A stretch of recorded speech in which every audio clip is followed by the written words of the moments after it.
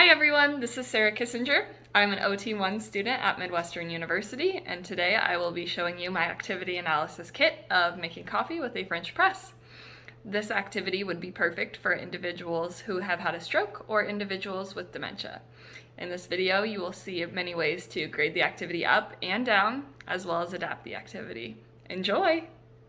Again, I measured 1 liter of water in the electric kettle. To grade this activity up, you would have the patient pour the water into the kettle. They would also have to use the very discrete lines on the kettle in order to measure, so it would be grading up.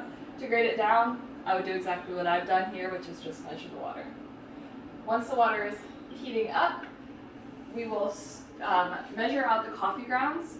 In this example, I have graded the task down because I've already pre-scooped 4 scoops of coffee grounds into this smaller container for the client to pour into the French press. If I was going to grade this activity up, I would have the client scoop with the tablespoon, scoop out coffee grounds while counting out loud, so counting 1, 2, 3, 4. To put it in the middle category, I would count out loud as the patient scooped, or have the patient count out loud as I scooped. And then, again, to grade down, I would have the coffee grounds already measured out. So the water is ready. So what we're going to do now is remove the lid from the French press, add the water to the green line that I have indicated on the French press. I already measured it out, so I know that this will make 4 cups of coffee. If I wanted to grade this activity up, I would tell the client to pour water until it's about 2 inches from the top, have them eyeball it, which would be pretty complicated and hard for a client to do. Then I'm going to add the coffee grounds into the French press. Stir about 10 to 15 times with my spatula here.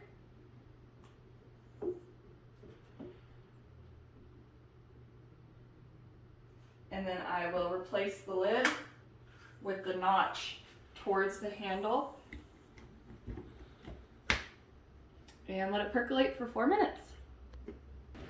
All right, 4 minutes have passed in Sarah World, so we are ready to move on to the next step. The next step is going to be to firmly and gently press this handle down to push push the grounds to the bottom of the press.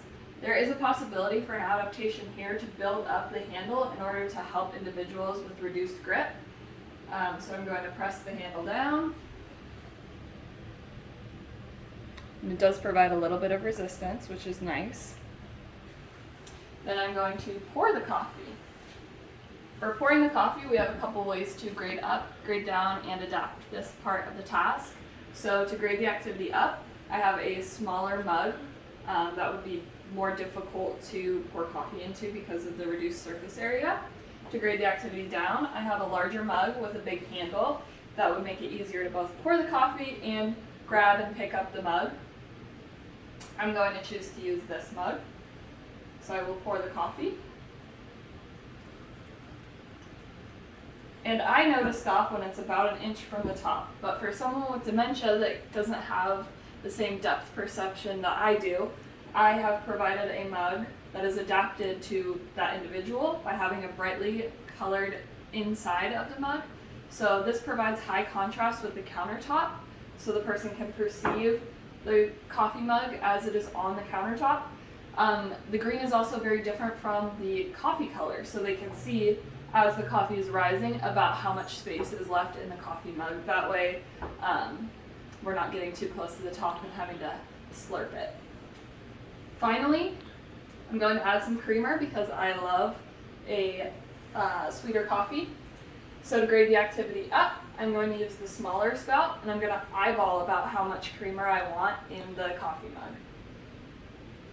If I wanted to grade the activity down, I would ask the client to use a traditional spoon and a larger spout to measure how much creamer is desired. And then finally, we need to stir in the creamer.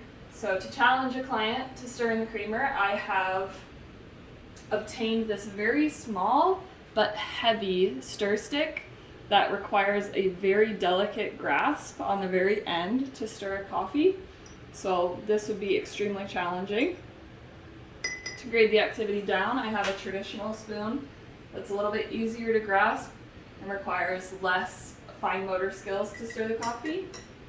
And to adapt the activity for individuals who have had a stroke, I have created a spoon with a built-up handle that is much easier to grasp, and it also is a little bit squishy, so it provides a more preferred texture for individuals that have difficulty grasping. So this can also be used to stir the coffee. Finally, you will notice that I laid out all of the steps in sequential order. This is graded down for an individual with dementia. If I wanted to grade this activity up for someone with dementia, I would put the steps out of order, and then that way the individual would have to decide which step goes when, and maybe have them sort it out themselves to challenge them. Last step of this activity is to enjoy your coffee. Cheers!